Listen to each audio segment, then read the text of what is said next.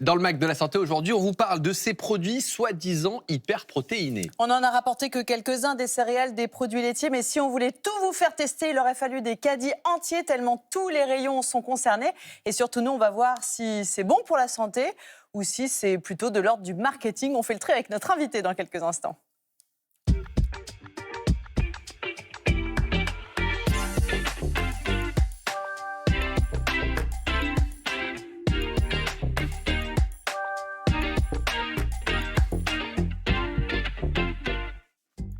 Bonjour à tous, bienvenue au Mac de la Santé. Je suis ravi de vous accueillir pour une heure d'émission consacrée à votre santé et votre bien-être. Une heure durant laquelle on répond aux questions que vous nous posez, celles que vous recevez, Rim. Bonjour. Bonjour Jimmy. Vous répondez à la question de Christophe à propos des pansements, parce qu'en fait, mine de rien, il y en a énormément. Exactement, si on se fait une petite brûlure, une petite coupure ou encore si on a une ampoule, il y a plein de types de pansements différents. Et donc on va voir tout à l'heure, voilà, j'en ai testé quelques-uns, on va voir lequel, pour quel bobo. C'est un drôle de métier que de travailler au Mac de la Santé. Hein. On teste des pansements. Bah oui. Moi j'adore. Vous avez un spray là, c'est quoi ce spray là? C'est un spray pansement, Jimmy, je vais vous montrer tout à l'heure comment il marche. Benjamin Lévesque, bonjour. Bonjour Jimmy. Qu'est-ce que c'est que ce gant très bizarre? Oui, c'est le printemps, donc je me suis dit qu'on allait jardiner. Et je vais vous présenter ces accessoires qui permettent de jardiner tout en soulageant ses articulations ou si on souffre d'arthrose. Okay. C'est pour creuser. Ah, merci, je comprends un peu mieux, merci Benjamin. Et protéger ses ongles aussi. Oh, accessoires, bon, vous êtes précieux, vous avez bien raison. Non, j'allais vous appeler Benjamin Lévesque. Raphaël, bonjour. Vous allez décrypter pour nous un fish and chips qui a l'air plutôt pas mal vu de loin. C'est vrai qu'il y a pas mal de cases qui sont bien cochées. Seulement, entre la panure et le poisson, il y a un vrai débat de savoir qui l'emporte. Parce qu'il y a beaucoup trop de panure. Et quand on regarde les ingrédients de cette panure, on se dit, au secours, on fait maison là encore. Vous allez voir. Le Mac de la Santé, c'est également du reportage. Et dans notre série Le Pouls de la France, nous irons dans la Manche retracer l'histoire de la commune de Saint-Lô, totalement détruite durant la Seconde Guerre mondiale et qui a pu être reconstruite grâce à une aide un peu particulière. Alors, je vous en dis pas plus, vous verrez ça tout à l'heure. Dans notre dossier du jour, nous allons nous intéresser aux bienfaits des animaux sur notre santé. En quoi avoir un animal de compagnie, que ce soit un chien, un chat, un lapin, des chevaux, une tortue, bref, peu importe, en quoi ça peut nous faire du bien à la fois sur notre santé physique, mais également sur notre santé mentale. Les explications d'un spécialiste. Tout de suite, c'est le journal avec Emma Strack.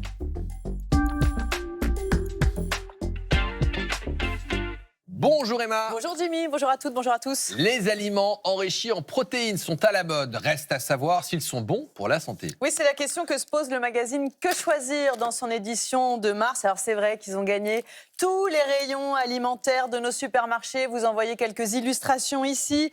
Des céréales, des produits laitiers en tout genre, des laits végétaux, des barres énergétiques, des céréales de petit déjeuner aussi. On a vu ça et puis je vous passe les fromages et autres saucissons. Et si les protéines sont des nutriments en effet essentiels à une bonne santé, on a quand même l'impression qu'on a affaire ici à une grande opération marketing. Et justement, pour essayer d'en savoir plus et mieux comprendre, nous sommes ravis d'accueillir notre invitée du jour, Elsa Hadoun. Bonjour. Bienvenue à vous. Vous êtes journaliste et vous avez signé cet article du magazine Que choisir.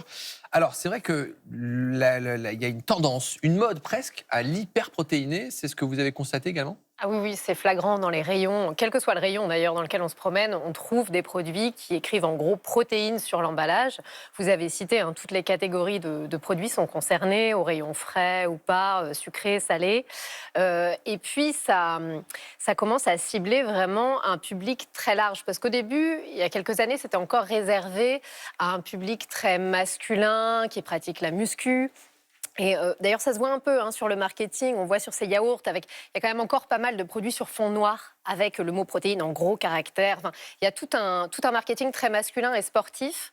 Et puis, ça commence à sortir de ça. On commence à avoir aussi une cible qui est plus large avec... ça peut être aussi un public plus féminin, avec l'idée que les protéines, ça peut être coupe-faim, ça peut aider à maigrir. Il y a les personnes qui commencent à réduire leur consommation de produits animaux, de viande, qui se posent la question, est-ce que je ne manquerai pas de protéines? Et puis les personnes âgées aussi, qui pensent que plus de protéines, ça va aider à mieux vieillir. Alors on rappelle qu'on a besoin de protéines et c'est absolument indispensable pour avoir une alimentation équilibrée. Et il faut avoir, selon les recommandations, environ 1 gramme de protéines par kilo de poids. Ça veut dire, grosso modo, si vous n'êtes pas un grand sportif, si vous êtes plutôt sédentaire, si vous faites 60 kilos, c'est 60 grammes de protéines par jour. Et finalement, vous allez voir que c'est assez simple d'atteindre ces 60 grammes qu'on va essayer de répartir en 3 repas, 20 grammes au cours de chaque repas.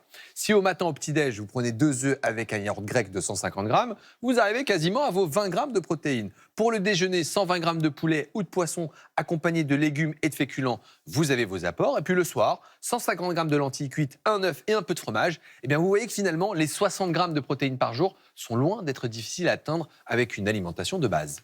Ça, c'est pour les produits un peu classiques et naturels. Mais pour revenir aux produits hyperprotéinés dont on parle, le problème, c'est qu'ils sont mis en avant pour le côté riche en protéines, mais ils contiennent finalement d'autres ingrédients qui sont un peu plus problématiques pour la santé, si j'ai bien compris. Bien sûr. Évidemment, on dit riche en protéines. Ce qu'on ne dit pas, c'est que parfois, ça va être aussi riche en sucre, riche en gras et en calories, riche en tout un tas d'additifs, d'arômes. Globalement, nous, ce qu'on a trouvé, on a trouvé quasiment 200 en magasin. 200 références. On a fait même pas 10 hypermarchés, on a trouvé quasiment 200 références différentes. C'est vraiment incroyable. La folie des protéines, c'est assez inégalé par rapport à d'autres tendances marketing en alimentaire.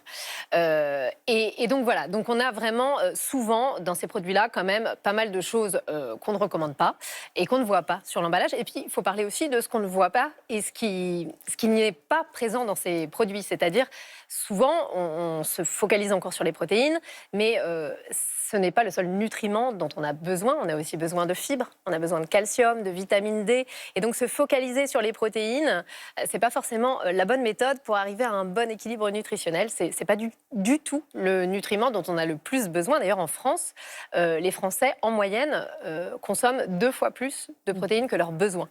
Quand on regarde le prix, on est assez stupéfait de voir que ça coûte vraiment très cher. Alors, on a acheté cette barre de céréales. Bon, ça dépend des supermarchés, mais elle nous a coûté 2,50 €. Les 2 yaourts dits hyper protéinés, on est à 3 €. La vraie question, c'est est-ce que je retrouve mes euros dedans? Est-ce que ça vaut le coup de mettre autant d'argent?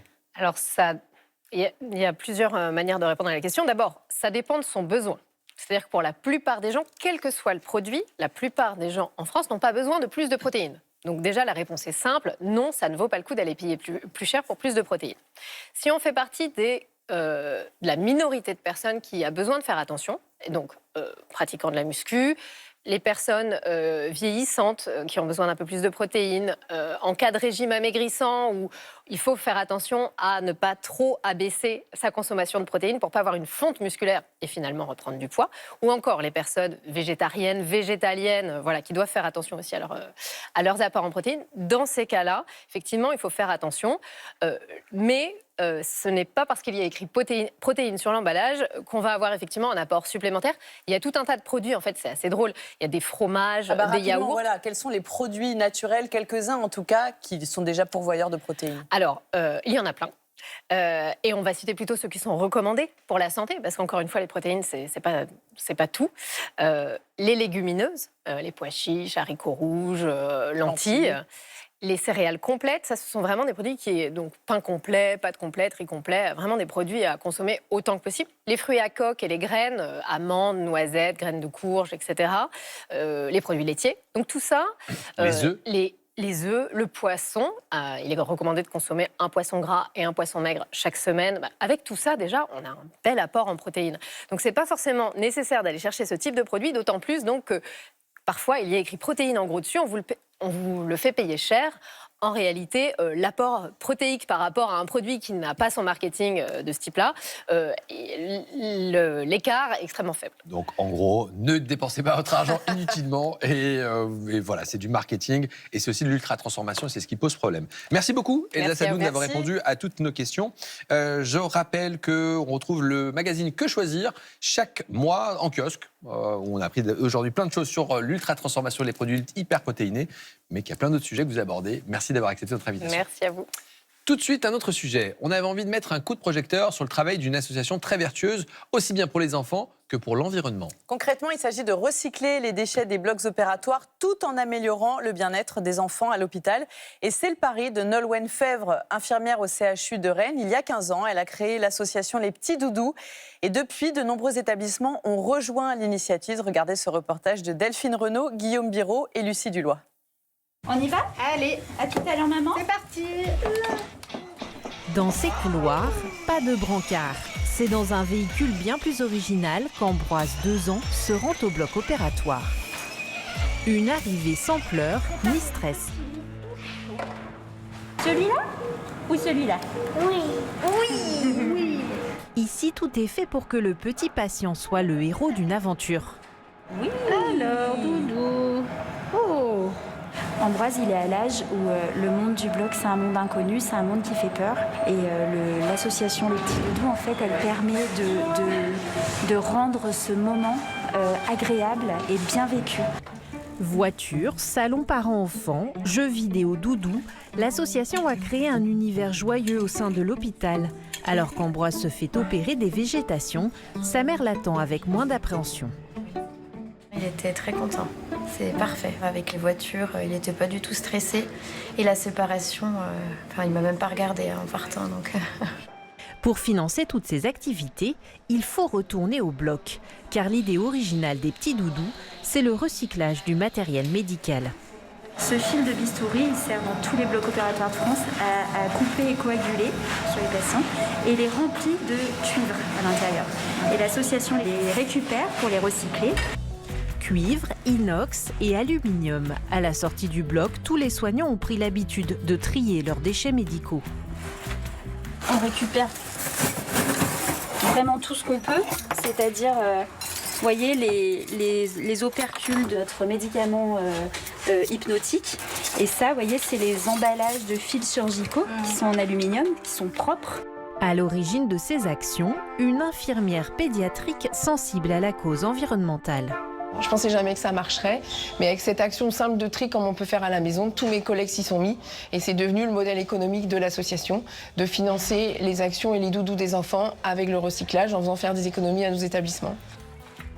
Régulièrement, les soignants emmènent les sacs de métaux au centre de recyclage qui les achètent. Bonjour. Bonjour Valérie. Vous allez bien? Bienvenue. Merci. Vous nous amenez quoi aujourd'hui? Allez, je vous amène la dernière pesée. Que des soignants viennent à nous pour recycler du matériel, c'était assez surprenant.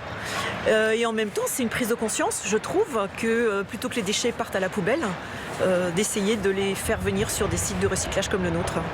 L'an dernier, l'association a recyclé 300 tonnes de matériel et récolté 120 000 €.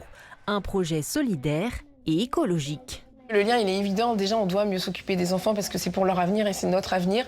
Et la planète, moi, je trouve qu'on a cette responsabilité d'en prendre soin pour la laisser à nos enfants. Ces valeurs sont très, très fortes dans les associations et dans ces soignants engagés un peu partout. Les petits doudous se sont développés dans plus de 160 hôpitaux et cliniques. Chaque année, ils accompagnent 250 000 enfants. Si vous voulez et si vous pouvez soutenir l'association, voici son site lespetitsdoudous.org. Un hommage, pour terminer ce journal, à un Américain hors du commun. Un homme, Dale Steele, décédé à l'âge de 100 ans, est devenu, à cet âge canonique, le donneur d'organes le plus âgé des États-Unis, peut-être même du monde.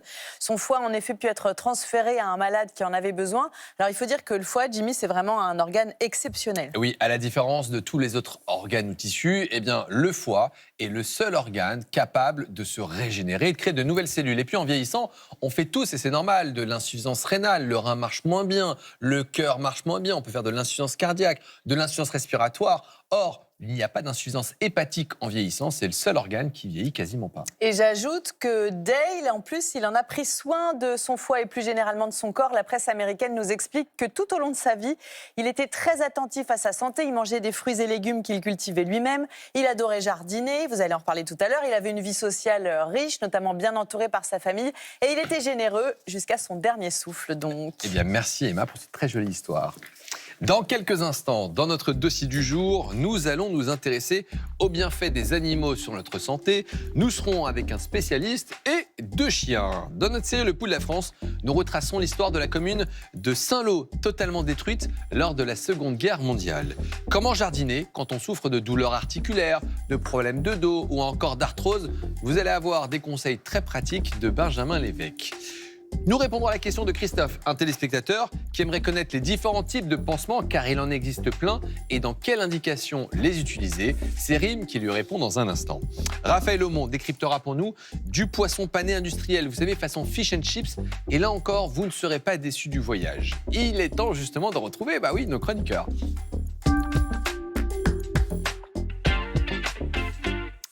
Benjamin, je viens à vous, tel le merci. printemps.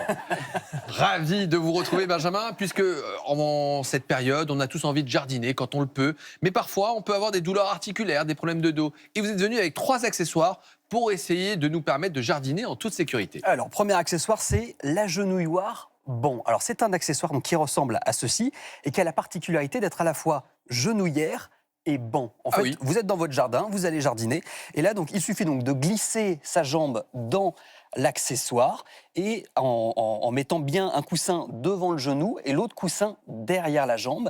Et donc, quand vous allez jardiner, eh bien là, vous allez pouvoir vous agenouiller. Hyper pratique. Et là, vous allez pouvoir retirer les mauvaises herbes, creuser un petit peu dans votre terre. Et c'est un accessoire qui coûte entre 20 et 50 euros selon les modèles. C'est plutôt pas mal, dit comme ça. Le prix est raisonnable, on peut dire ça. Les médecins en pensent quoi? Est-ce qu'ils disent que c'est OK, qu'on peut l'utiliser? Alors, j'ai appelé 2 médecins rhumatologues et ça peut vous surprendre, mais les 2 ont validé le concept. En fait, ils m'expliquaient que quand on jardine, eh bien, c'est vrai qu'on passe beaucoup de temps dans la même position et c'est souvent assez douloureux. Et ce que me disait le professeur Bernard Cortet, eh bien, c'est que en fait, c'est encore plus douloureux si vous avez de l'arthrose du genou. Et donc, ils ont validé le fait que, en fait, avec le petit coussinet ici, eh bien, ça fait une protection entre le sol et le genou, ça répartit le poids et donc vous avez moins mal. Alors c'est surtout le côté genouillère qui leur plaît, un petit peu moins le côté banc. Il n'y a pas d'intérêt médical sur le banc, mais ça permet, eh bien, c'est vrai que quand on jardine, si on jardine des heures, eh bien, on peut s'asseoir, se reposer un petit peu. Et si vraiment on a mal au dos, le conseil, eh bien, c'est de changer de position régulièrement. Alors vous parlez justement de problèmes de dos. On imagine que certains sont tentés d'utiliser une ceinture lombaire. Est-ce que pour jardiner, ça peut être une bonne solution? Oui, alors vous allez voir à l'écran, il y a beaucoup de vidéos qui circulent sur les réseaux sociaux qui nous encouragent justement à porter ce type de ceinture. Alors je vous en ai apporté une avec moi. Donc il suffit en fait de l'enrouler autour de la taille et de bien serrer au niveau du bas du dos pour que ça maintienne vraiment le bas du dos. Et c'est très utile, Jimmy, parce que vous savez, quand on jardine, on a tendance à faire entre guillemets des bêtises. On va avoir le dos rond, on va se pencher, on va tirer, on va avoir la tête dans une direction, le dos dans l'autre. Et c'est là où en fait on se fait des limbagous, on se fait mal au dos. Et donc avec cette ceinture, ce que m'expliquait le professeur Francis Berenbaum, c'est que ça va agir comme un retour proprioceptif. En clair, ça va vous rappeler inconsciemment que vous avez un dos et qu'il faut en prendre soin. Et donc votre cerveau va faire un petit peu plus attention, vous allez vous tenir droit, vous n'allez pas trop vous mobiliser. Et donc voilà comment c'est utile. Alors à condition que la ceinture soit assez rigide. Parce que incroyable, si elle est trop souple... 2 accessoires intéressants. Ouais, mais je m'améliore en ce moment. Ah bah, franchement, il y a de la progression, mais c'est intéressant, c'est de vraies solutions. Et puis vous êtes venu également avec des gants, alors d'un style un peu particulier. Ouais, On dit comme ça fait un peu X-Men. Oui, Wolverine. effectivement. Donc ce sont des gants de jardinage où vous avez au bout des petites griffes en plastique. Et l'idée, eh bien, c'est de pouvoir venir creuser la terre sans faire d'effort sur les articulations. Pouvoir creuser la terre. Le Là, gant je fais râteau. aucun effort. Ça... Le gant râteau, exactement. Et ça coûte une dizaine d'euros la paire de gants. Mais pourquoi est-ce qu'on utiliserait ça? Parce qu'on a des douleurs articulaires? Alors l'idée c'est ça, c'est que si vous avez de l'arthrose au niveau des doigts, ça pourrait vous aider à ne pas avoir trop mal. Alors les 2 spécialistes que j'ai interrogés étaient un peu plus dubitatifs pour cet accessoire. Les 2 autres, ils ont validé. On était à ça d'avoir 3 sur 3. Ouais, 2 sur 3, c'est déjà pas mal. Professeur Bernard Cortet m'expliquait que pour l'arthrose des doigts, il n'y a pas d'intérêt médical, mais si ça vous aide, allez-y, tant mieux, on ne vous interdit rien. Et en revanche, le conseil que m'a donné le professeur Francis Berenbaum, si vous souffrez d'arthrose des doigts, eh bien c'est de venir augmenter le diamètre des manches de vos outils de jardinage. Mais comment est-ce qu'on peut faire ça, du coup, Parce augmenter le diamètre? Eh bien, vous utilisez un ruban adhésif. Par exemple, vous pouvez acheter dans les magasins de sport, vous savez, pour les raquettes de tennis, du ruban adhésif. Eh bien, vous allez faire la même chose. Vous allez faire des tours et des tours et des tours autour des manches de vos accessoires. Et l'idée, c'est d'augmenter le diamètre. Parce que quand on a de l'arthrose des doigts, vous savez, on a un petit peu de mal à serrer les doigts. Eh bien là, ça sera un peu plus épais. Et donc, on pourra jardiner sans se faire mal. Oh bah c'est plutôt pas mal finalement. On a même un accessoire et un conseil supplémentaire. 2,75. Non mais en vrai, même mine de rien, même les accessoires qui ne servent à rien, au moins on sait qu'on n'a pas besoin de les acheter. Exactement. Donc vous faites faire à nos téléspectateurs de précieuses économies et puis ça leur évite de se blesser de façon inadaptée. Vous aimez bien jardiner, Benjamin? Absolument pas. Ah, ça s'est un tout petit peu vu quand je vous ai vu là gratter avec vos doigts, mais bon, on vous pardonne. J'ai pas la main verte dans la famille, donc voilà. Mais les autres font et je regarde. Bah, c'est bien. J'aime bien coordonner. Continuez de regarder. Tout de suite, c'est Rip qui répond à toutes vos questions.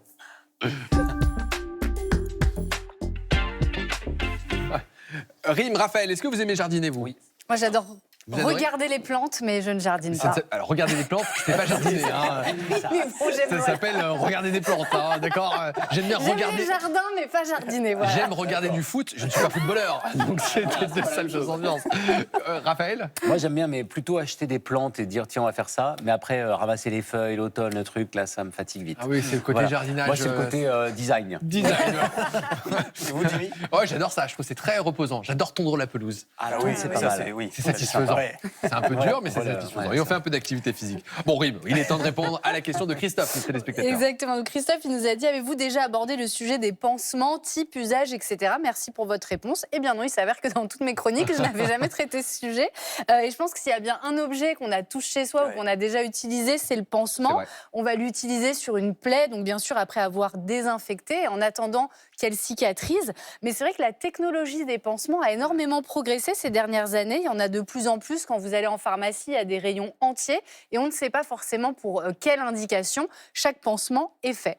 Alors, Et c'est le docteur Marc Pérussel, dermatologue, pour vous dire, qui m'a aidé à y voir plus clair dans tout ça. on commence par le grand classique, le pansement beige adhésif, le Oui. classique de base. Ah, vraiment, le classique de base, je pense que celui-là, on l'a tous. Donc, vous le voyez ici sur ma main, c'est le plus connu. C'est une compresse absorbante qui est ici. Puis ici, vous avez la partie adhésive. Et c'est donc cette partie, la compresse absorbante, qu'on va mettre sur la petite plaie. Ça va absorber un petit peu le sang et ce qui sort de notre bobo. Alors, c'est indiqué pour les petites coupures, les éraflures, les plaies très superficielles.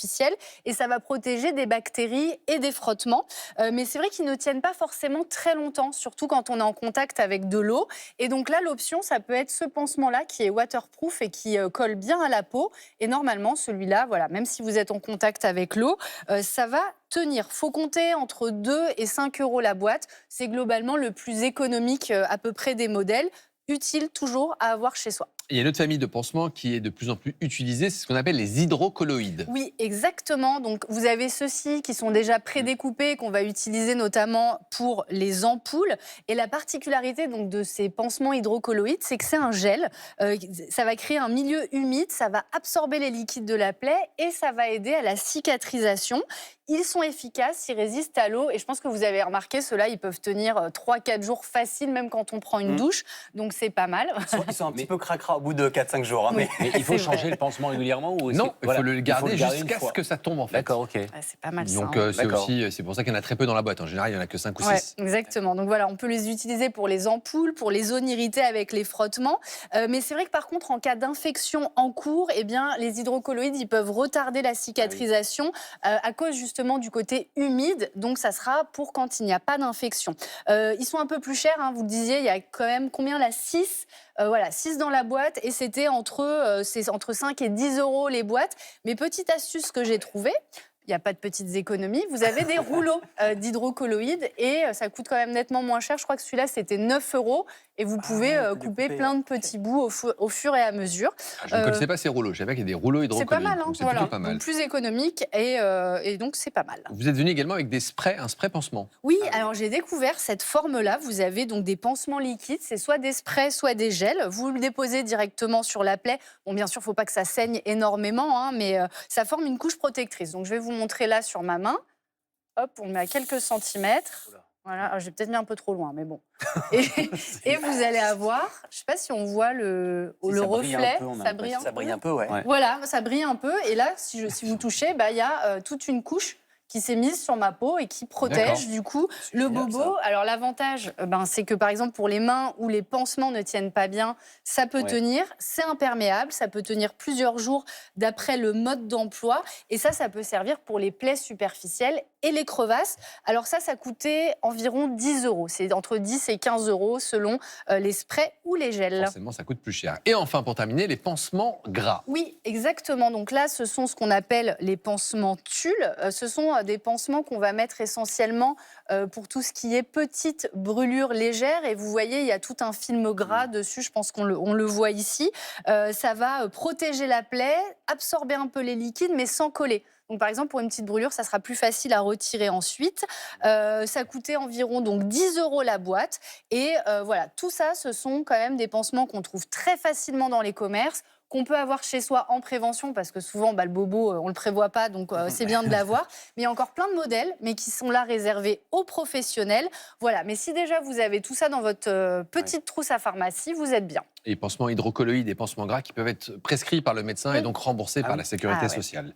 Merci Rim de toutes ces précisions. Je vous en prie. Tout de suite, on prend le pouls de la France, direction la Manche.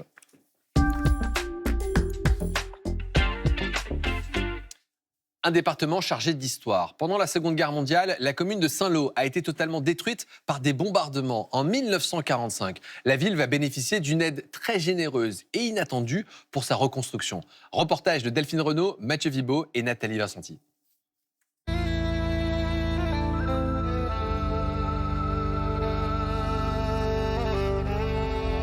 Au pied des remparts de Saint-Lô se cache un souterrain.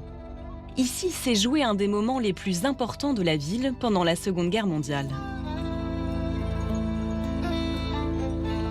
Ce dépôt de munitions va servir dans la nuit du 6 au 7 juin à accueillir des civils sinistrés. Donc va s'organiser ici, dans ces tunnels, une médecine de guerre, une médecine post-apocalyptique. Juin 1944. Pendant 3 jours, Saint-Lô, ville stratégique pour les Allemands et bombardée par les Alliés, est totalement détruite. Civils, blessés et malades, près de 800 personnes se réfugient dans ce tunnel. On imagine les hurlements, le bruit extérieur qui parvient quand même, et prendre en charge là avec des enfants en bas âge, des vieillards et toutes les catégories de douleurs, c'est extrêmement difficile dans un espace, somme toute, très très réduit. 90% de la ville est détruite, dont l'hôpital. Après la libération, le ministre irlandais en visite à Saint-Lô est bouleversé par le paysage dévasté. Il décide d'aider les rescapés et demande à la Croix-Rouge irlandaise de venir installer un hôpital. Une tâche colossale. Pendant 10 mois, les équipes irlandaises vont réunir matériel médical, mobilier, vêtements et nourriture. À la tête de cette organisation, 2 hommes, le docteur Jim Gaffney et un futur prix Nobel de littérature, Samuel Beckett. Il avait le rôle d'intendant général, donc intendant général, c'est à la fois les aspects logistiques, administratifs, un coordinateur en chef. Il va faire énormément d'allers-retours entre Paris, Saint-Lô, Dieppe, Cherbourg, et après œuvrera au quotidien sur l'hôpital irlandais. Membre de la résistance française, Samuel Beckett est bilingue et joue un rôle important dans les échanges entre les Irlandais et Français pour la mise en œuvre de l'hôpital. Nous sommes sur le site historique où était positionné l'hôpital irlandais, les 25 baraques. Aujourd'hui, c'est un collège. Il faut imaginer un hôpital qui est autonome, un laboratoire d'analyse, l'espace radiologie, le bloc opératoire, un grand attachement à l'hygiène, un très très grand soin apporté à la qualité des bâtiments. Mais les Gaéliques n'apportent pas que du matériel. Médecins et infirmières quittent l'Irlande pour soigner gratuitement les Saint-Lois. Jean-Claude est né dans cet hôpital il y a 79 ans. Comme beaucoup ici, la générosité irlandaise a marqué son enfance et sa famille. Il y a des gens qui ont été suffisamment aimants pour pouvoir aménager l'ensemble total de l'hôpital. Et ils sont arrivés avec tout, et leur staff, et leurs médicaments, et la pénicilline, qui était très défaillante chez nous. Et ça nous a beaucoup aidés. Les Saint-Lois n'avaient plus rien, ils ont trouvé dans les Irlandais la lumière, un sourire et des conditions de soins qui permettent de retrouver cet espoir sur une vie qui reprend. Et si on a eu les Américains en libérateurs, il faut considérer que les Irlandais ont été les bienfaiteurs de Saint-Lô. Opérationnel dès décembre 1945, l'hôpital irlandais s'impose dans la vie des Saint-Lois. Mais la gratuité des soins ne plaît pas à certains médecins libéraux de la région et crée une polémique. Les soignants irlandais doivent quitter Saint-Lô. Et il y a donc une symbiose qui se fait entre les Saint-Lois et les Irlandais, à tel point que, quand leur départ sera acté en septembre 1946, vous allez avoir une manifestation de 5000 personnes à Saint-Lô, une pétition signée par 2000 personnes, refusant le départ des Irlandais avec des slogans de soutien et autres. Quand les Irlandais sont partis, l'hôpital a été pris en charge avec des soins devenus payants par la Croix-Rouge française, et l'hôpital perdurera dans cet aspect jusqu'en 1956. Cette année-là, un nouvel hôpital voit le jour, le Centre hospitalier mémorial France-États-Unis. 10 ans plus tard, l'hôpital irlandais sera détruit. Mais aujourd'hui encore, une chose perdure, la reconnaissance des habitants pour ce geste d'humanité qui a changé leur vie. Raphaël, vous décryptez pour nous un poisson pané façon fish and chips. Alors, à la base, quand on regarde, on a du Nutri-Score B, on a écrit 100% filet, et on a même un label pêche durable. Ah oui. Donc, ça part plutôt bien au début. Ça paraît pas mal, et effectivement, il y a des bonnes choses, et ça, il faut le souligner aussi quand ça marche bien. Là, c'est marqué 100% filet, ça veut dire que c'est vraiment du vrai poisson, entre guillemets, il n'a pas été mixé, c'est pas du surémis, c'est pas reconstitué. Donc ça, pour ça, très bien. Seul problème, c'est que quand on regarde l'étiquette, comme vous voyez ici, eh bien, ce pauvre poisson, il est noyé dans 21 ingrédients au total pour faire une sorte de poisson pané. Donc, c'est énorme, en fait, la quantité d'ingrédients. On va décrypter justement ensemble ces ingrédients, et on rappelle qu'ils sont toujours classés des ingrédients les présents en plus grande quantité, c'est ça, ou en plus faible quantité. Exactement. Et donc, premier ingrédient, comme on peut le voir sur l'étiquette, on voit poisson 51%. Et c'est ça le problème déjà, ça veut dire que, et on peut le voir ici d'ailleurs, hein, il y a 49% de panure. Il y a donc presque la moitié de ce que vous achetez, c'est du poisson. Et l'autre moitié, regardez ça. En fait, c'est de la panure. Oui. Et c'est énorme la quantité que vous mangez. Quand vous décortiquez tout ça, alors en plus, on va discuter ensuite de la panure, mais c'est disproportionné. Et donc, sur le plan nutritionnel, finalement... en fait, ça va être catastrophique. Enfin, catastrophique. Plus grave que ça, mais quand vous regardez l'étiquette, vous avez 11 grammes de protéines. On parlait des protéines tout à l'heure en début d'émission. Donc 11 grammes de protéines, normalement, sur 100 grammes de poisson, c'est plutôt 20-22. Forcément, il y a moitié moins là, donc voilà. Et puis surtout, vous avez 18 grammes de glucides que vous allez retrouver dans l'amidon, dans la farine, etc. Si vous rajoutez à ça les fameux chips, et donc là, vous allez encore augmenter les glucides, plus la sauce qui va avec, et là, pour le coup, ça peut devenir catastrophique comme Alors qu'on se dit que c'est plutôt pas si mal, on mange du poisson. C'était pas si mal au début, pour les exactement. enfants. Alors on va regarder cette panure, du coup, plus précisément, de quoi est-elle faite? On va la refaire, je vous propose de la refaire, la version industrielle évidemment. Donc, il y a beaucoup d'ingrédients, comme vous pouvez voir ici. D'abord, farine de blé. Bon, c'est plutôt classique. Normal. Ensuite, bonne astuce même, farine de riz et farine de maïs. Ça donne plutôt de l'amidon assez léger, du croustillant. Donc ça, c'est une bonne astuce qu'on peut garder chez soi. Où ça commence à se gâter un peu, c'est qu'on va retrouver de l'amidon pur de blé et du gluten pur de blé. Ça veut dire que c'est comme si on reconstituait une farine, parce que finalement, de la farine, c'est de l'amidon et du gluten, mais on va changer les proportions. Et c'est ça aussi un produit ultra transformé, c'est des isolats qui sont mélangés dans des proportions qui ne sont pas, entre guillemets, naturelles. Donc finalement, on se retrouve avec un truc ultra transformé pour de la panure, d'autant que c'est pas terminé, parce que finalement, ces farines, elles sont en plus enrichies. Voilà, enrichies ou restaurées, c'est un terme qui est utilisé. Alors, c'est des produits que vous allez retrouver énormément dans les céréales, dans les panures, dans des viennoiseries.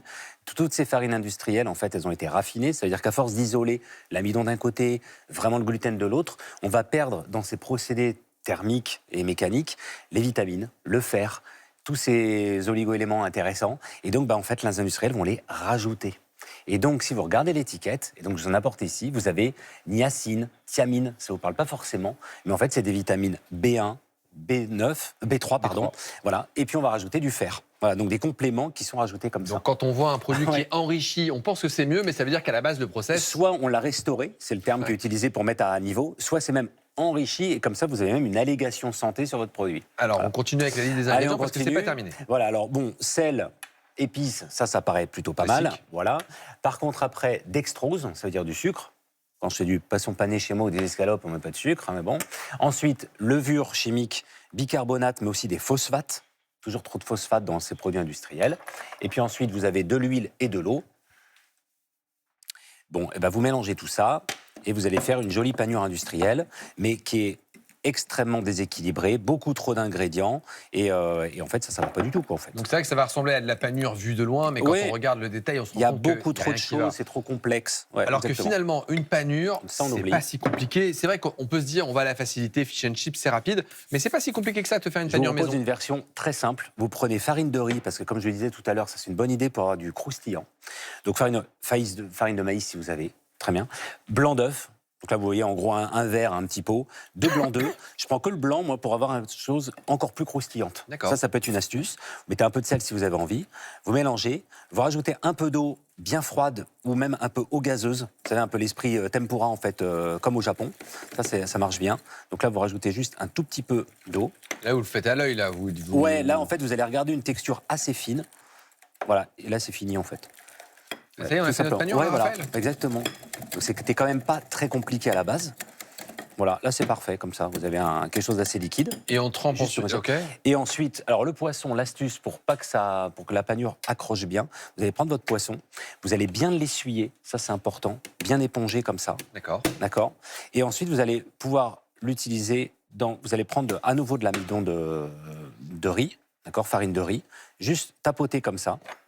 Et là, ensuite, vous allez mettre ça dans votre panure directement. Et comme ça, la panure, elle va bien accrocher sur les bords. Ah, d'accord. Donc Juste, la farine avant. Voilà, très peu. On égoutte un tout petit peu comme ça. Et ça part dans une poêle bien chaude avec on va dire 1 centimètre d'huile à peu près. Ça va bien colorer directement. Et l'astuce pour avoir quelque chose de santé, c'est de ne pas terminer la cuisson dans l'huile parce que ça va se gorger d'huile et ça, c'est jamais très agréable. Par contre, ce que vous pouvez faire, c'est vous mettez ça sur une plaque et vous terminez 10 minutes au four à 150 degrés. Et là, vous avez un poisson. Et il est très beau, votre poisson. Je l'ai fait juste avant. On va regarder. Et là, vous avez encore du croustillant. Mais il est juste cuit comme il faut. Une panure très fine. Voilà. Et là, c'est fini. C'est magnifique. Et on voit qu'on a une bonne quantité de poisson. Et là, il y a une bonne quantité de protéines. Là, ça peut devenir un plat plus ou moins équilibré. Un mot, parce que ça coûte pas forcément pas cher, ça, ces produits industriels. Ça, j'ai payé 5 € la boîte quand même. 5 € la boîte, ça veut dire ça fait presque du 20 € le kilo. Alors que finalement, le cabillaud, si on achète... Vaut mieux payer un peu plus cher de vrais poissons. Vous achetez chez votre poissonnier, bonne qualité. Et là, vous voyez, farine de riz et un blanc d'œuf, par contre, là, ça coûte rien. Eh bien, merci beaucoup, Raphaël, de toutes ces précisions plus qu'utiles au service de la santé de nos téléspectateurs. On passe à notre dossier du jour. Les Français adorent les animaux de compagnie. Près de 6 foyers sur 10 en possèdent un. Et au-delà de l'affection qu'ils peuvent apporter, on sait aujourd'hui que ces compagnons à 4 pattes ont plein d'effets positifs sur notre santé. On voit tout ça avec notre spécialiste.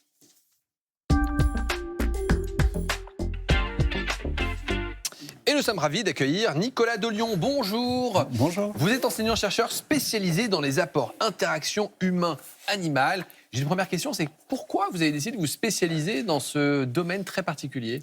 Alors, en fait, je me suis spécialisé dedans un peu parce que je suis à la fois spécialisé en psychologie, qui est donc un domaine qu'on connaît tous, mais aussi en éthologie, qui est l'étude du comportement animal et humain. Et ça me permettait de faire une jointure entre les deux domaines. Avec des études, du coup, parce qu'intuitivement, on se dit, oui, les animaux, ça nous fait du bien. Mais il y a des études solides qui montrent plein de choses validées par la science. Oui, et elles sont assez nombreuses, les études. Et en termes de bienfaits, on peut d'ailleurs décliner un peu 3 grosses thématiques de bienfaits. On va avoir des apports sur ce qui va être de l'ordre de la santé mentale, des apports sur la santé physique et des apports aussi sur le plan physiologique. Eh ben, on va essayer de décrypter ça tous ensemble. Petit tour de table, est-ce que vous avez des animaux de compagnie ? Rim, vous en avez un ? Non, j'ai eu des poissons rouges. Des poissons rouges, ça compte. Alors, est-ce que ça compte les poissons rouges ? Est-ce qu'un poisson rouge, ça peut être un animal de compagnie ? Ça peut tout à fait être un animal de compagnie. C'est d'ailleurs l'animal de compagnie qui va être le plus présent dans les foyers en France. Ah bah voilà. Benjamin. J'ai eu un chien, et avant j'ai eu une tortue, un caméléon, des cochons d'Inde et des poissons rouges. Oui, c'est le zoo, la basse-cour. Vous avez eu un peu de tout. Raphaël ? Oui, j'ai un chat. Un chat qui s'appelle comment ? Mia. Mia. Elle est adorable. Vraiment. C'est vrai ? Ouais. Y a On pas la voit à d'image. l'écran. Non, Voilà, on la je crois voit qu'on a une petite photo pas. de Mia, Regardez, justement. Elle dansait à Noël, là, ouais. Elle est trop chou. Je prenais Taylor Swift. Mais... Taylor Swift, ah ouais ? Ah oui, effectivement. Non, elle est adorable. Bah, effectivement. Ouais. Et vous, Jimmy ? Alors, moi, depuis pas très longtemps, j'ai un lapin. Un lapin nain. Et je veux dire, c'est comme un chat. C'est-à-dire que le lapin, il vient, il monte sur le canapé, voilà, et juste là.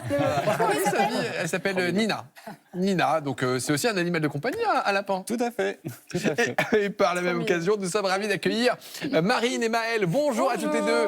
Merci d'avoir accepté aussi notre invitation. Alors, vous êtes venus avec vos animaux de compagnie, vos chiens respectifs. Là, mais oui, je crois qu'elle fait sa vie alors, sur le plateau. Elle vient de Marine, dire bonjour. vous êtes avec Pouch et Maëlle, vous êtes avec Romy. Oui.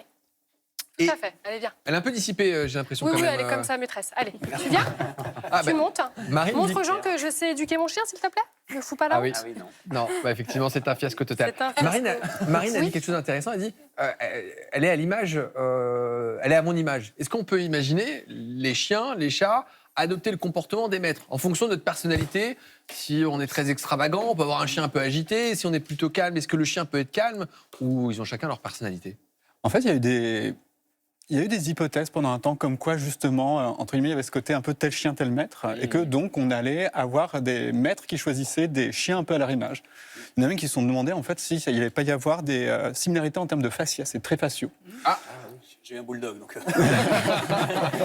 me tourne vers Marine. Attention. Donc rien à voir avec mon chien. Vous, Eva Longoria? Très bien. Et Maëlle, non, je ne me permettrai pas. Mais... Alors, d'ailleurs, c'est marrant. Un tout petit peu, elle penche la tête. Elle penche la tête. C'est marrant. Les chiens, vous jouez avec d'ailleurs? Parce que là, ils jouent à une petite balle. Et c'est une question bête, mais quand on joue avec les chiens, on joue aussi nous, en fait, en réalité, non? Ou c'est que pour les chiens? Ah non, c'est pour les deux. Pour les deux. Oui, oui, tout à fait. Donc autant sur le côté personnalité, voilà, il n'y a pas d'études scientifiques, mais par contre, les apports qu'on va avoir et qu'on va pouvoir ressentir dans l'interaction avec les animaux, ils sont partagés dans les deux sens. Et d'ailleurs, ça nous fait faire de l'activité physique. C'est un des premiers intérêts dont on va parler, c'est que ça nous fait bouger d'avoir des animaux de compagnie. Oui, sur le plan physique, c'est une des premières choses. On va voir que ça réduit notre sédentarité. Et d'ailleurs, la première population chez laquelle on va pouvoir observer cet effet, c'est les ados. Ah oui, Un ado va avoir tendance à plus rester à la maison, à être un peu plus, entre guillemets, un amateur de canapé. Et ce qu'on va voir, c'est que ceux qui ont des animaux de compagnie, eh bien, c'est des ados qui vont plus rencontrer les critères et les recommandations en termes d'activité physique journalière. Donc c'est vrai on sait que les chiens font bouger les maîtres, on pense aux adultes, aux personnes un peu âgées, mais on oublie également que ça peut être un outil de mise en mouvement des plus jeunes. Pour les chiens. Complètement. C'est que pour les chiens, par Donc contre. c'est vrai que c'est valable que pour les chiens. C'est peut-être ça, surtout pour les chiens, mais si vous avez, il y en a qui ont des chevaux, il y en a qui vont avoir aussi d'autres animaux, et vous pouvez aussi balader votre chat en laisse. Ouais. Alors non, elle veut pas, mais par contre, au contraire, ça me calme, parce que comme elle est très canapée, ça m'oblige à rester, me calmer. Alors il y a aussi ça comme apport, c'est que vous avez aussi des animaux de compagnie que vous allez pouvoir avoir qui vont vous forcer à des temps de pause. Et ces temps de pause peuvent être vraiment très bons pour vous. Notamment, et c'est là que ça va me faire dériver sûrement sur l'aspect physiologique, être en contact avec votre animal de compagnie. Je pense que notamment, là, on a 2 témoins de ça. Ça va être source de bien-être pour vous. Ce qu'on observe d'un point de vue scientifique, c'est que quand une personne est en contact de son animal de compagnie, vous allez avoir une libération d'ocytocine, qui est votre hormone du bien-être et aussi en fait de l'attachement. Et cette hormone-là, elle contrecarre la libération d'une autre hormone, qui est la cortisol, qui est votre hormone du stress. Et donc, cet apport-là, en fait, va être bon pour votre bien-être. Et d'ailleurs, ce qui est intéressant, c'est qu'avec le chien, ça c'est reconnu, juste le contact œil à œil suffit à ce que vous ayez une libération d'ocytocine qui va aussi se retrouver chez votre chien. Ah ouais, c'est vrai que tout à l'heure, quand on vous a vu, à un moment, le chien partait, le simple fait de le voir de loin, ça vous apaise d'ailleurs? Vous vous sentez... Totalement. Très bien, merci. Depuis la loi Bien vieillir de 2024, tous les résidents d'EHPAD ont le droit de s'installer avec leur animal de compagnie et c'est très sérieux. Alors, comment la cohabitation s'organise-t-elle? Eh bien, reportage dans un établissement des Côtes d'Armor, signé Elsa Téton, Lucie Guido et Véronique Bourgin-Jacquin. 3 fois par jour, Simone et Loustic font les 100 pas autour de leur EHPAD. Il est content.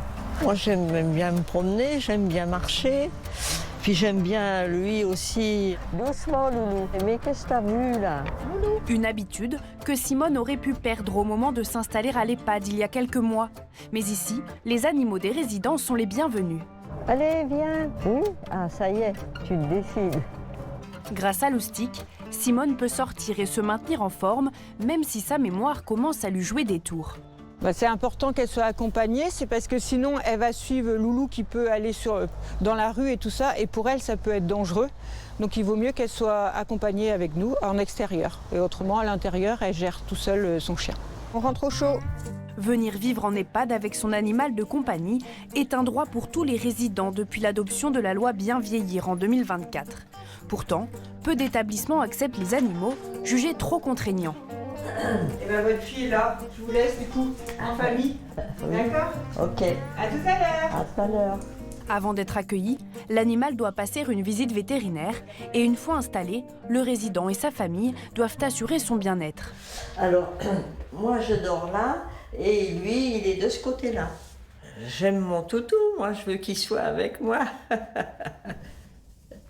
S'il n'avait pas eu le droit de l'amener, je pense qu'elle ne serait pas aussi épanouie ici. Ça, c'est sûr. Nous, ça nous rassure et on sait qu'au moins, elle va garder, dans tout ce bouleversement de repères, au moins elle garde un repère avec elle et qu'après, les habitudes se prennent beaucoup plus facilement, je pense, quand le chien est là. Un étage au-dessus, Clochette se lèche les babines. C'est l'heure du repas. On va donner à manger? Et où il est, le sachet? Simone. Il est là. Il est là, le sachet. Ouais. Tenez, tu veux des... Voilà. Voilà, je le mets dans sa gamelle. Clochette a pris ses quartiers ici il y a 3 mois. Et même à l'EHPAD, sa propriétaire est responsable de ses besoins quotidiens. C'est bon, Clochette. Pour l'habitant, c'est bien parce qu'il se repère dans le temps et dans l'espace. Il sait que voilà, l'animal, il a tant par jour à manger. Et puis voilà, il se repère par rapport au matin, au midi et au soir. C'est la vie. C'est un animal qui est doux, qui n'est pas agressif. Et puis, je pense que ça adoucit la solitude des personnes très âgées. Car les animaux ne restent pas uniquement dans les chambres. Ils se promènent librement dans l'EHPAD pour le plus grand bonheur des autres résidents. C'est un plaisir, justement. On est chez nous et eux, ils sont chez eux. Voilà. Quand ils viennent, quand on est à table, ils connaissent. On leur fait des petites caresses, on leur parle. Les collègues vont apporter les soins techniques pour la toilette, pour faire le ménage dans l'appartement. Mais quand même, nos aînés, ils manquent de câlins, ils manquent de liens des fois avec nous. Parce que on n'ose pas trop faire embrasser, on n'ose pas apporter peut-être ce soin qui est le plus affectif. L'animal, il va apporter ce côté-là. Les 72 résidents cohabitent avec une dizaine d'animaux qui, eux aussi, coulent des jours heureux dans cette EHPAD. Quand on voit ce reportage, ça tombe sous le sens. En réalité, on voit que ça leur fait du bien. Et on a cette question. On nous demande si avoir un chien peut aider à lutter contre l'isolement des personnes âgées. On a vu le reportage dans les EHPAD, mais d'une façon plus générale. D'une façon plus générale, alors déjà qu'on soit âgé ou pas âgé, quand vous êtes avec un animal de compagnie, notamment un chien, ce que vous allez voir, c'est un effet qu'on appelle de catalyseur social. Quand vous vous baladez dans la rue ou qu'il y a un chien dans la pièce, les humains vont plus interagir entre eux. C'est le coup typique où on se balade avec son chien et on voit des gens qui vont nous aborder et nous parler spontanément parce qu'on a un très joli chien. Et là où les gens ne le feraient pas spontanément, en fait, nous aborder comme ça. Par-dessus, pour des âgés, il y a des apports en fait, qui sont de l'ordre en fait, un peu plus général. Alors bien entendu, on va voir les apports sur l'activité physique, mais on va aussi voir qu'on aurait un moindre déclin cognitif chez des âgés qui auraient un animal de compagnie chez eux. Ah oui ? On a une explication à ça ? Que le cerveau vieillirait un peu moins vite grâce aux animaux ? Oui, alors première explication, tout simplement, on sait que l'activité physique est bénéfique, notamment dans le cadre de l'Alzheimer. On sait aussi de l'autre côté que vous allez avoir plus d'interactions avec votre animal, interaction aussi sociale avec d'autres humains. Donc ça, c'est quelque chose qui est très bon pour vous, notamment si vous êtes en meilleur état de bien-être, c'est un facteur de protection contre le déclin cognitif. Et fait intéressant, je notais que dans la vidéo, il y avait des poissons rouges. Il y a toute une série d'études qui vous montrent que le fait de placer un aquarium dans le réfectoire des EHPAD va faire que quand vous mesurez les quantités dans les assiettes, vous observez que vos âgés vont plus s'alimenter. Ah oui ? Oui. Comme si ça détournait un peu l'attention et qu'on était concentré, plus concentré. Ça, c'est hyper intéressant. Et les bienfaits des animaux, c'est même si on est âgé, qu'on n'a jamais eu d'animal avant et qu'on prend un petit peu plus tard dans la vie, ça marche aussi, tous ces bienfaits? Il n'y a pas de raison en fait que ça ne fonctionne pas. La seule chose qui pourrait contrecarrer cet effet-là, c'est si vous n'avez pas d'attrait envers l'animal. Si vous êtes phobique de, par exemple, des chiens, vous n'allez pas pouvoir avoir de bienfait du chien. C'est une vraie volonté personnelle d'avoir un animal en fait et une vraie appétence entre guillemets pour. Alors bien entendu, puis je peux que aller dans la direction que vous évoquez là, parce que faut avoir aussi une appétence pour les animaux, pour les intégrer en fait dans notre quotidien. Puisque de toute façon, si vous n'avez pas cette appétence-là, vous n'allez pas forcément être dans le respect de leur bien-être. Et ça, c'est aussi une clé de voûte dans ces apports. On a cette question, dormir avec son animal renforce-t-il le système immunitaire? Quid de l'hygiène? Alors, on a des études qui nous montrent que les enfants qui grandissent avec des animaux à la maison vont avoir, en effet, possiblement en fait, un meilleur système immunitaire, mais surtout, ils ont moins de risques d'asthme et de développement d'allergie par la suite. Donc, ce n'est pas juste une question de dormir avec, mais d'être exposé aux animaux. Alors, on a cette question à propos du sommeil. Est-ce que dormir avec son animal de compagnie peut améliorer le sommeil? Raphaël, vous dormez avec votre chat? Oui. Et ça me réveille beaucoup. Ah oui, ça perturbe le sommeil. Non, le ça chat... perturbe le sommeil, il faut être honnête. Ah oui, c'est adorable, hein, mais... Benjamin, vous dormiez avec le chien? Oui, les 2-3 premières nuits, c'était non, et puis après, c'était oui, et puis finalement, il a dormi avec moi tout le temps, mais effectivement, on dort très mal. Ouais. Pourquoi vous acceptez ça, alors, aussi? Vous ne pouvez pas les laisser. C'est elle qui décide. Oh là là. Ah bah, très bien. Bah, oui. On appartient à nos animaux de compagnie, c'est pas l'inverse. On voit votre chat, Benjamin, à l'écran, donc vous dormez avec le bulldog. Ah oui, je dormais avec le bulldog, oui. Ouais, ça devait être quelque chose, les nuits. Hein. Alors, pour le sommeil et les animaux? Alors, malheureusement, on n'a pas de réponse sur cette question-là. Et je peux que me joindre, en fait. Si vous avez un gros labrador ronfleur, ça ne va pas être le meilleur partenaire pour dormir. Mais c'est vrai que c'est une question question qu'agitent notamment actuellement les scientifiques dans le cadre de l'autisme, où on a des rapports de parents qui nous diraient que suite à l'intégration d'un chien d'assistance pour leur enfant autiste, il y aurait une amélioration en fait du sommeil de leur enfant. Donc ça, c'est des enquêtes qui sont actuellement en cours au Québec notamment. Est-ce que les animaux de compagnie avoir un impact sur notre stress d'une manière générale? C'est Samuel. C'est vrai qu'on pense au ronronnement du chat. Ouais. Il y a un truc quand même avec ça.